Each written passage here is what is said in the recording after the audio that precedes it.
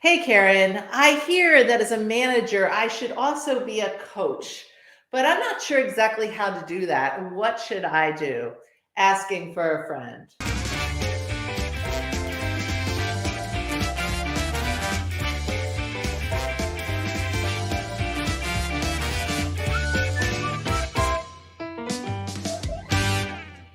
Hi, I'm Karen Hurt, and I'm here with our next edition of Asking for a Friend, bringing you today my friend, Sara Canaday, who has just written a brand new book called Coaching Essentials for Managers.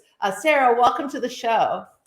Thank you for having me. Glad to be here. You are a repeat guest, which means that I really value your wisdom and thank you so much. Want to start with this. Why this book? Of all the books that you could write, why this book and why now? Yeah, well, I think, at the most purposeful of writing this book is that I know companies and their leaders are doing all they can to retain and engage top talent. And coaching their employees is probably one of the top two or three ways to do just that. Because frankly, employees want to learn, they want to grow, and they want to progress. And they want to know that somebody in the company has their back in doing just that. That there's somebody who really cares. That leader doesn't have to be the one to make sure they get that coveted job, but at least make sure they're arming themselves with the skills and the knowledge they need to get to that next position. Yeah, I so agree. And how would you answer this question? People they hear they should be a coach, but what does it mean to be a coach? We get coaching, but what does it mean to be a coach as a manager? Sure. In fact, when I reflect back to my time in corporate, the meaning of that word and the action itself of coaching has really evolved. I mean, think about it. It used to be that when you were picked out to be coached, that might have been code for this person needs some help. We need to know if they have the skills or the will to keep going, or if we need to look somewhere else. It is completely evolved today. In fact, most of the time, if you're selected to be coached, that means the company wants to invest in your growth and development, or that the leaders you work for see your skill and potential and they want to help you sharpen it, right? So to me, there's a very modern approach to coaching. And I think it's its simplest terms, think about coaching in two ways. There's performance coaching, which I think is probably more the classic coaching. Think of it as corrective action, um, you know, counseling, instructing, right? That kind of dance. And then think of developmental coaching, which is really more about either, challenging your employee to think differently. It is maybe about consulting with them and co-creating some ideas. Maybe it's about being a mentor and sharing something that you've been through in hopes that it helps them, right? So there's a real modern approach to coaching, and it absolutely is a dance sometimes between all of those roles, but much more heavily in the developmental than the performance. Very nice. All right, so let's get really practical for our listeners here. So I am a manager, and I say, you know what? In 2023, I want to be a better developmental coach for my people.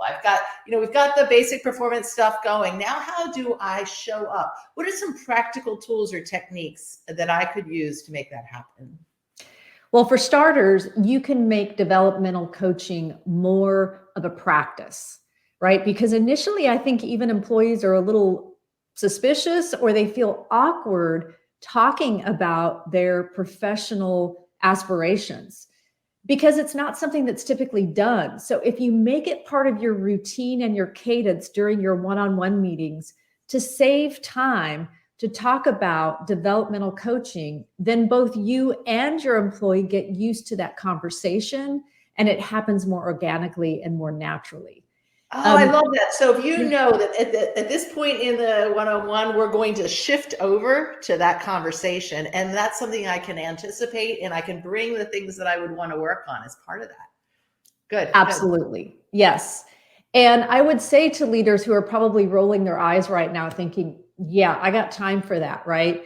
I would tell them, here's the other thing about modern coaching is it's not all up to you, right? You're the person that's going to ask the right questions so that your employee does a better job of discovering, right? They start to answer their own questions, or sure, you co-create some ideas of how they can grow and how they can progress.